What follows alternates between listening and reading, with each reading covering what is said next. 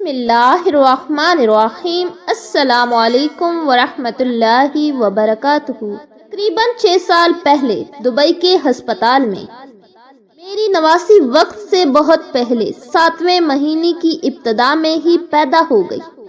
میرے گھر کا وہ پہلا بچہ تھی۔ شادی کے 4 سال بعد میری بیٹی کے ہاں بچہ ہوا تھا، مگر وہ بھی ان حالات میں کہ مکمل بنی بھی نہیں ہے۔ بالوں بھرا ننھا سا بندر کا بچہ، جس کا پورا ہاتھ میری انگلی کے ایک پور پر آتا تھا۔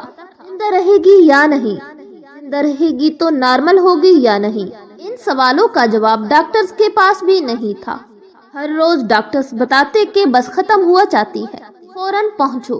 بھاگے بھاگے پہنچتے، کچھ سانسیں لینا شروع کرتی، ایک امید کے ساتھ گھر لوٹتے، مگر اگلے دن امید پھر دم توڑ دیتی۔ ہاتھوں پیروں کی انگلیاں نیلی پڑ جاتی۔ پوچھنے پر بتایا جاتا کہ اگر بلڈ سرکولیشن نارمل ہو گئی تو یہ ٹھیک ہو جائے گی، ورنہ جسم کا ناکارہ حصہ بن جائیں گی۔ وینٹ پر بھی بے دم پڑی بچی نے ہماری سانسیں پھلا دی۔ کبھی دماغ کا ٹیسٹ بتاتا کہ دماغی طور پر نارمل نہ ہوگی، کبھی دل میں سوراخ ملتا، کبھی آنکھوں کا معاملہ سامنے آ جاتا۔ اوپر سے خرچہ اتنا کہ 3 لاکھ درہم 15 دن کا بل بن گیا۔ میرا حال یہ تھا کہ میرے سامنے میری اپنی بیٹی کے بھی آنسو تھے، اس کے بچے کی ناممکن زندگی بھی تھک کر چور ہو گئی۔ ایک بار تو ڈاکٹر کو بھی کہہ دیا کہ اس کو بچانے کی کوشش نہ کرے، بچ بھی گئی تو پتہ نہیں کس حال میں ہوگی۔ ڈاکٹر نے کہا کہ آپ کون ہوتی ہیں زندگی چھیننے کا فیصلہ کرنے والی۔ انہی حالات میں ایک دن نماز میں کھڑے ہوئے میں رو دی، اللہ کو بے بسی سے مخاطب کر کے کہا کہ یا اللہ، مجھ سے ایسا کیا گناہ ہو گیا ہے کہ جس کی یہ سزا ہے۔ بالکل ہی اگلے لمحے چھپاک سے ایک منظر کی تصویر، اس میں ایک چہرہ صرف 1 سیکنڈ کے لیے میری نگاہ یا ذہن سے گزر گیا۔ اور حیرت کی بات کہ اگلے سیکنڈ میں مجھے یاد بھی نہ رہا کہ میں نے کیا دیکھا تھا۔ پوری نماز اسی کشمکش میں گزری، پر یاد ہی نہ آیا۔ اگلے 2 دن دبئی کی سڑکوں پر، ہسپتال اور گھر کے بیچ آتے جاتے، رات کو بستر میں میں اسی کشمکش سے گزرتی رہی، پر یاد ہی نہ آیا کہ دیکھا کیا تھا میں نے۔ اپنے جتنے بھی گناہوں اور خطاؤں کی فہرست میرے ذہن میں تھی، انہیں گنتی رہی، مگر کسی سے اس منظر کا نشان نہیں مل رہا تھا۔ 2 دن بعد اچانک یاد آ گیا کہ وہ کیا منظر اور چہرہ تھا۔ 15 برس پرانا وہ واقعہ مجھے کبھی بھی یاد نہ آیا تھا۔ میری ایک بہت ہی قریبی رشتہ دار لڑکی شوہر اور حالات کے ہاتھوں ستائی ہوئی، 2 بچوں کو ساتھ لیے چھوٹے سے ٹاؤن سے حیدرآباد شفٹ ہوئی تھی۔ اس کا تو مستقبل تاریک تھا ہی، کسی طرح بچوں کا مستقبل سنور جائے۔ اس کے بیٹے بیٹی کو میں نے حیدرآباد کے بہت ہی اچھے اسکولوں میں داخل کروایا، اسے بچوں سمیت تب تک اپنے گھر میں رکھا جب تک ان کی رہائش کا بندوبست نہ ہوا۔ اسی دوران اس کی بیٹی کا 9ویں کلاس کا بورڈ کا امتحان بھی ہوا اور وہ بچی A گریڈ مارکس لے کر پاس ہو گئی۔ رزلٹ کے اگلے دن وہ بچی روتی ہوئی اسکول سے لوٹی۔ پتہ چلا کہ کلاس ٹیچر مس حبیب النساء نے اسے پوری کلاس کے سامنے کہا ہے کہ تم تو اتنے نمبر لینے والی نہیں ہو، اس سے سفارش کروائی ہے۔ بھری کلاس میں اس بے عزتی پر وہ بچی بری طرح رو رہی تھی۔ بچی کی حالت دیکھ کر ماں بھی رو رہی تھی۔ اوپر سے بچی نے کہہ دیا کہ وہ اس سکول نہیں جائے گی۔ میں ہمیشہ مظلوم کے حق کے لیے لڑنے مرنے پر تل جانے والی رہی ہوں۔ اس طرح کے جھگڑوں میں خدائی فوجدار کی طرح کود پڑنے کی عادت رہی ہے میری۔ فوراً گاڑی نکالی اور پہنچ گئی اسکول۔ حیدرآباد کے اکثر لوگ مجھے پہچانتے تھے۔ میں سیدھی پرنسپل کے آفس میں گئی اور ہنگامہ مچا دیا کہ ایک بچی اپنی محنت سے پڑھی ہے، چھوٹے ٹاؤن سے مستقبل بنانے آئی ہے، حالات کی وجہ سے پہلے سے ہی سہمی ہوئی ہے۔ اس کی اس طرح ٹیچر حبیب النساء نے پوری کلاس کے سامنے انسلٹ کی ہے۔ میرے ہنگامے پر مس حبیب النساء کو حاضر کیا گیا، سادہ سی خاتون مگر چہرے پر ٹھہراؤ۔ کہنے لگی، ہاں میں نے کہا ہے، کیونکہ مجھے وہ بچی اتنی ہوشیار نہیں لگتی جتنے نمبر اس نے لیے ہیں۔ یقیناً یا سفارش کی ہے یا کاپی کی ہے۔ مجھے پتا تھا کہ وہ بچی بیچاری سفارش کروانے کی طاقت نہیں رکھتی، نہ ہی اپنی سہمی ہوئی شخصیت کی وجہ سے کاپی کرنے کی صلاحیت رکھتی ہے۔ رٹے مار کر اس نے امتحان دیا تھا اور اتفاق سے وہی سوال آ گئے جن کے جواب اسے یاد تھے۔ میں مس حبیب النساء پر برس پڑی کہ یہ کہاں کا انصاف ہے۔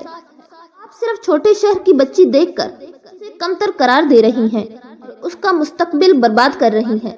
میری آواز یوں بھی بھاری ہے، مزید گرج آ گئی۔ مس حبیب النساء اسکول کی باقی ٹیچرز کی بھی ناپسندیدہ تھی، تو ان کی کھنچائی کا تماشا دیکھنے پرنسپل کے آفس کے باہر ٹیچرز جمع ہو گئی۔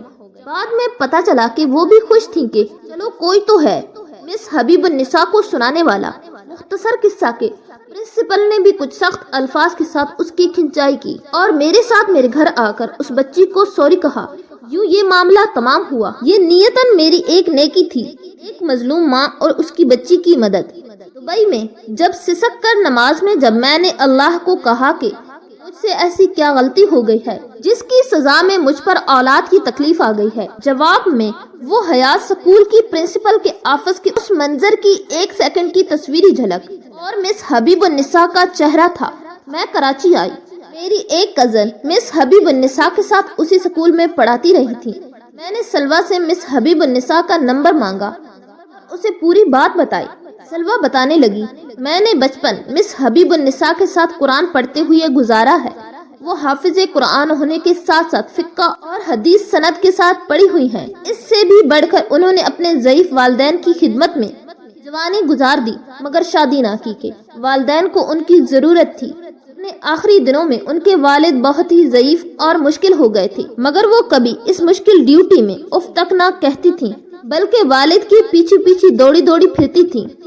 کے غسل خانے کے کام بھی وہ اپنے ہاتھوں سے کرتی تھیں۔ سلوہ سے نمبر لے کر میں نے مس حبیب النساء کو فون کیا۔ میرا نام سن کر وہ خوش ہو گئی۔ میں نے کہا کہ میں ایک ضروری کام کے سلسلے میں آپ سے ملنا چاہتی ہوں۔ فوراً کہا کہ آ جائیں۔ اگلے دن صبح ہوتے ہی میں کراچی سے حیدرآباد سیدھی ان کے گھر پہنچ گئی۔ وہ کچھ بوڑھی اور کمزور ہو چکی تھی، بات پر بھی خوش تھی کہ ایک مشہور رائٹر خاص طور پر ان سے ملنے آئی ہے۔ خوش ہو کر کہنے لگی کہ میں ریٹائر ہو چکی ہوں، حیات اسکول چھوڑ چکی ہوں اور ایک پرائیویٹ اسکول میں پرنسپل ہوں۔ آپ کا فون آیا تو میں نے اپنی ٹیچرز کو بتایا کہ نور الہدا شاہ مجھ سے ملنا چاہتی ہیں۔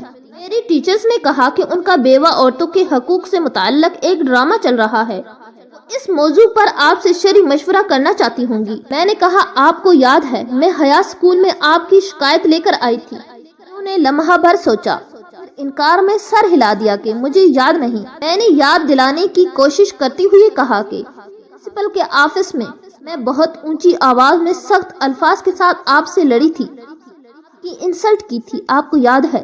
ذرا سوچا پھر انکار میں سر ہلا دیا۔ انہیں وہ واقعہ یاد نہیں تھا۔ قریب ہی بیٹھے ہوئے میں نے جھک کر ان کے پیر چھو لیے اور ان کے سامنے دونوں ہاتھ جوڑ کر کہا میں نے ایسا کیا تھا اور میں آپ سے اپنے اس عمل کی معافی مانگنے آئی ہوں۔ مس حبیب النساء نے ایک دم سے معافی کے لیے جڑے میرے ہاتھوں کو اپنے ہاتھوں میں تھام لیا۔ یہ نہیں پوچھا کہ آج اتنے برسوں بعد کیسے یہ خیال آیا اور کس مجبوری نے میں جھکایا ہے۔ انتہائی سنجیدگی سے کہا میں نے آپ کو معاف کر دیا ہوگا، جو وہ بات یاد نہیں رہی، پھر بھی میں نے آپ کو دل سے معاف کیا۔ اللہ میری معافی آپ کے لیے قبول فرمائے، آپ جس بھی مشکل میں ہیں آسان کرے اور آپ پر آئی ہوئی آزمائش کو معاف کرے۔ اس کے بعد انہوں نے بات بدل دی، بڑی دیر تک ادھر ادھر کی باتیں کرتی رہیں، بڑے شوق سے مجھے کھلاتی پلاتی رہیں، دعاؤں کے ساتھ مجھے خدا حافظ کہا۔ 1.5 گھنٹے کی ملاقات میں انہوں نے بات کا رخ اس طرف آنے ہی نہیں دیا کہ میں اپنی مجبوری کی اصل کہانی انہیں سناتی۔ چند دنوں بعد میں واپس دبئی لوٹ گئی، جہاں انکیوبیٹر میں ایک ننھی سی جان میں ہماری جان پھنسی ہوئی تھی۔ میری وہ نواسی اس سال ستمبر میں 6 سال کی ہو جائے گی۔ ماشاءاللہ بہت ہی شرارتی ہے، بہت ہی ذہین اور باتونی، گھریالے بالوں اور بڑی بڑی آنکھوں کے ساتھ بالکل ہی گڑیا سی لگتی ہے۔ اللہ نے اسے ہر عیب سے بچا لیا۔ ایک ہاتھ کی چھوٹی انگلی کی اوپر کی پور نیلی پڑنے کے بعد دوبارہ نارمل حالت میں نہیں آئی اور انگلی سے جھڑ گئی۔ اس ایک پور کی کمی ہمیں یاد دلاتی ہے کہ انسان کی تخلیق کا معاملہ کیا ہے، کس کے ہاتھ میں ہے۔ مس حبیب النساء آج بھی حیات ہیں۔ سوشل میڈیا نے حقوق العباد کے معاملے میں معافی کو بہت آسان کر دیا ہے۔ ایک میسج بناؤ، نئے اسلامی سال کے آغاز یا شب برات پر پوسٹ لگا دو کہ اگر مجھ سے کسی کو تکلیف پہنچی ہو یا زیادتی کی ہو تو اللہ کے واسطے معاف کر دیں اور پرسکون ہو کر سو جاؤ۔ اتنی آسانی سے حقوق العباد کی معافیاں اگر روزے محشر بھی ہو گئیں یقیناً حساب مختصر ہو جائے گا۔ 50,000 سال کے برابر گرم ترین دن جس نے انسانوں کو سروں تک پسینے میں ڈبو دیا ہوگا، ضرورت نہیں رہے گی، ہم جلد از جلد بہشت کے باغوں میں پہنچ چکے ہوں گے۔ مافیوں کی اسی طرح کی ایک رات میں حیدرآباد سے کراچی سفر کر رہی تھی۔ اس سفر کے دوران سوشل میڈیا پر مافیوں کا لین دین پڑھتے ہوئے مجھے اپنا یہ ذاتی تجربہ یاد آ گیا۔ یہ تجربہ مجھے سکھا گیا کہ معافی دراصل کیا چیز ہوتی ہے، نیکی کرنے کا تکبر انسان کو کس طرح سزا کا مستحق بناتا ہے۔ ہم محض اس خوش فہمی میں مبتلا ہیں کہ ہم رسمی معافی تلافی کرتے ہوئے پچھلی گلی سے بہشت کی طرف نکل جائیں گے۔ معافی آپ کی انا کے ٹکڑے ٹکڑے مانگتی ہے جو رب کو نہیں چاہیے، بلکہ اس انسان کے پیروں میں جا کر رکھنے ہوتے ہیں جس کے ساتھ آپ نے زیادتی کی ہوتی ہے۔